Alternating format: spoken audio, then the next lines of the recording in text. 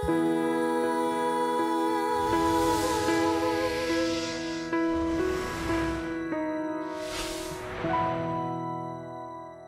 ko kayo ng 3 araw para pakawalan si Jaguar at magbigay ng 100 milyong piso kapag hindi nyo ibinigay.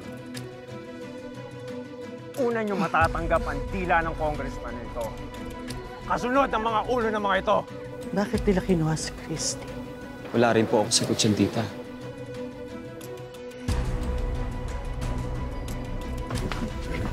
Tigil ka na kung ayaw mo masaktan. Oo, hayop ang tingin mo sa amin, pero may rason kung bakit namin ginagawa ang mga ito. Mamamatay tao lang kayo eh. Oo. Pinapatay namin yung mga kawatan ng lungsod. Tay, sino yung babaeng yun? Turista lang. Hindi ka basta-basta dumadampot ng bihag na walang dahilan. Tay, baka naman ho type nyo. Ikaw kung ano-ano pinagsasasabi mo eh. Bakit mo binaril si Jordan? Di ba sabi ko sa'yo, huwag mo siya sasaktan? Wala na akong pakialam dun. Kuya, pag may nangyaring masama sa kanya. Hindi ako magdadalawang isip. Sabihin sa kanila na plano mo lahat to. Mamatay ka na, kuya. Alam mo, kung ako masusunod, palalayain kita rito. Kahit na pinagtulungan ka namin ng Jordan sa hotel. No hard feelings. Sino mo? Huwag kang sumigaw kung ayaw mo mamatay.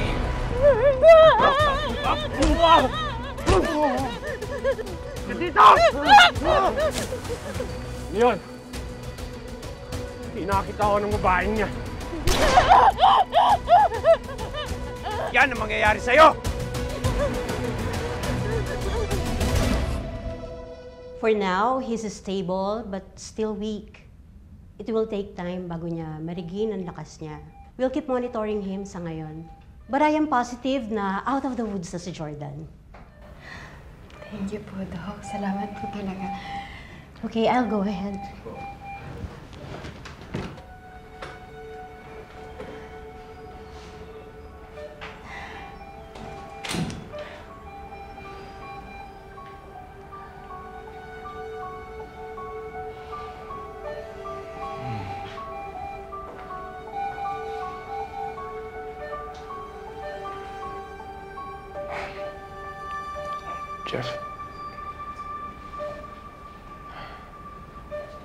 Jeff, anong balita kay Christy?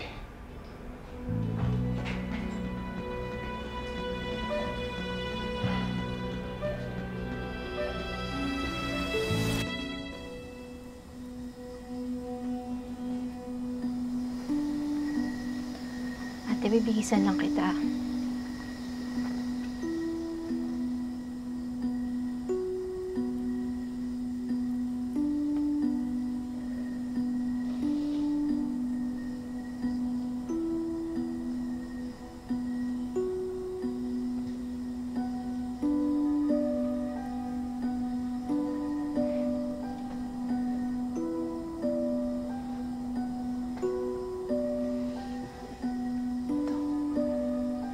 Dahan-dahan.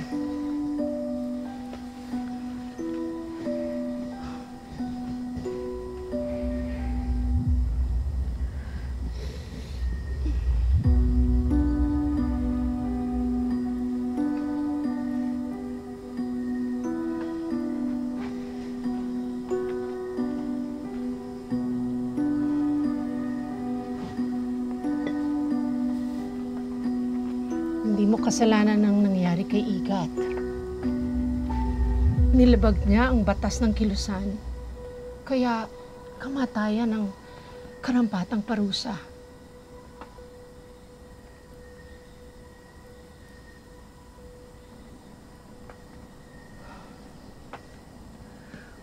Kung gusto mo pa ulit makita ang pamilya mo, magpakatatag ka. Mahirap ang buhay dito sa gubat, lalo na kung babae ka. Natatakot ako. Sino bang hindi? Patay lang ang walang kinakatakutan. Gusto ko na pong umuwi sa mag-ama ko.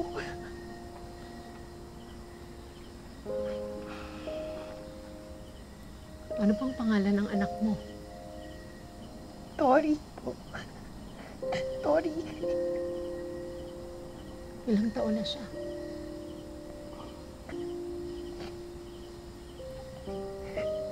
Nakadalawang taon pa lang. Maswerte ka. Bakit po? Sa ganyang edad, ang mga bata hindi pa nakakaalala.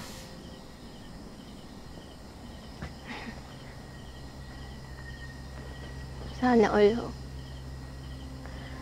Sana lahat ganyang kabata na walan ng magulang.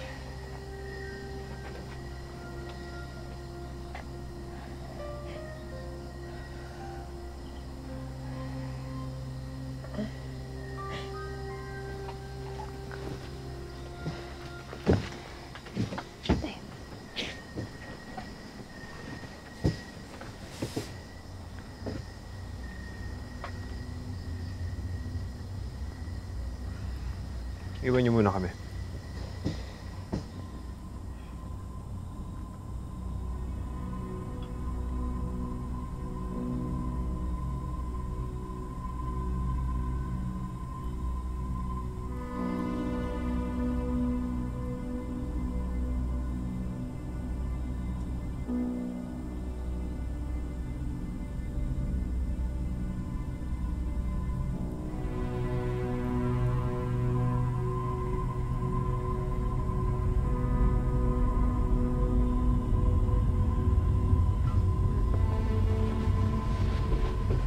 Kumain ka.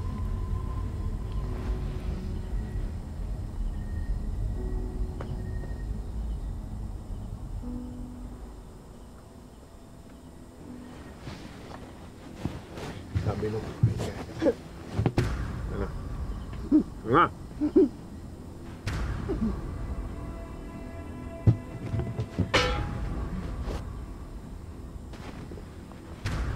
Ano bang problema mo?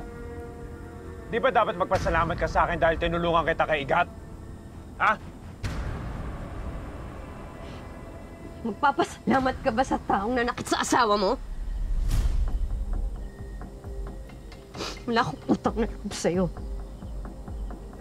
Kaya kahit ilang beses mo akong utusan, hindi ako susunod.